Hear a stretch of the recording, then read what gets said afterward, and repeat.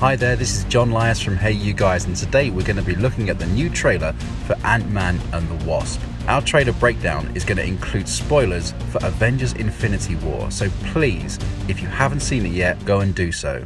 If you have seen it and you want to find out how we think it's going to link with Avengers Infinity War and Avengers 4, then watch on. The trailer kicks off with Cassie Lang wondering how long her father has been Ant-Man again, and unless he's been breaking the rules again, it appears as if he may be doing his shrinking thing at the behest of the government. After all, Avengers Infinity War made it clear that being on the run proved to be too much of a strain on Scott's family, so he made a deal with the government and was put on house arrest, presumably signing the Sokovia Accords and registering his abilities with the government in the process. Then again, this is Scott we're talking about. It's just as likely he's shrunken his way out of that ankle tag and is doing what he believes he needs to. We should also take a moment to point out that there's no sign of Cassie's mother or stepfather here. Is it possible they met with the same fate as the characters Thanos wiped away with a snap of his fingers in Avengers Infinity War?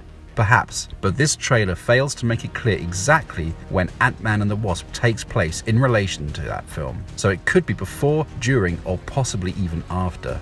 The opening sequence in this trailer also confirms that Ant-Man is embracing his newfound giant man powers from Captain America Civil War.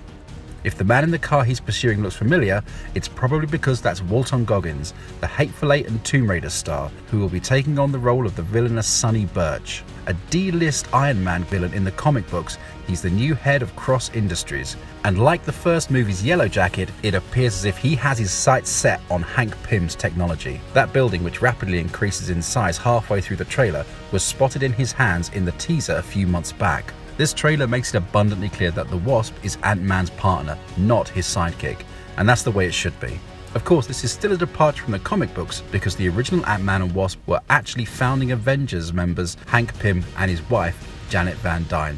The difference here is that it's Hank's daughter in the suit, but as you can see from that nifty little ship the retired superhero has created, he'll be traveling into the quantum realm to find her mother after she was trapped there during the flashback in the first installment.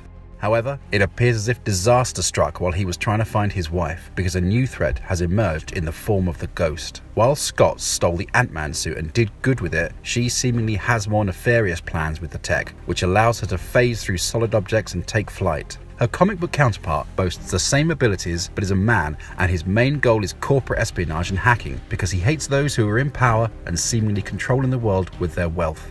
That may sound somewhat cliched, but the Ghost isn't one to be trifled with, as his powers make him a threat to even a hero as formidable as Iron Man. So Scott and Hope are clearly going to have their work cut out for them, based on what we see here. On the plus side, they'll have some help from Lewis and his gang of thieves, as it seems they've gone straight and are now charging people for their services. Either way, Hank's not happy about it, but desperate times call for desperate measures. Our titular heroes, on the other hand, do seem rather pleased to be working together, and while director Peyton Reed boarded the first movie at the last minute due to Edgar Wright's departure, he's clearly had some time to come up with his own inventive action sequences, as is evident from the Wasp using the giant salt shaker to take down some goons. There are a lot of size-changing shenanigans in this trailer though, and with what looks like one of the most unique car chases we've seen in the Marvel Cinematic Universe highlighted at the end of this trailer, it's clear this sequel isn't going to allow itself to be overshadowed by Marvel's other 2018 offerings.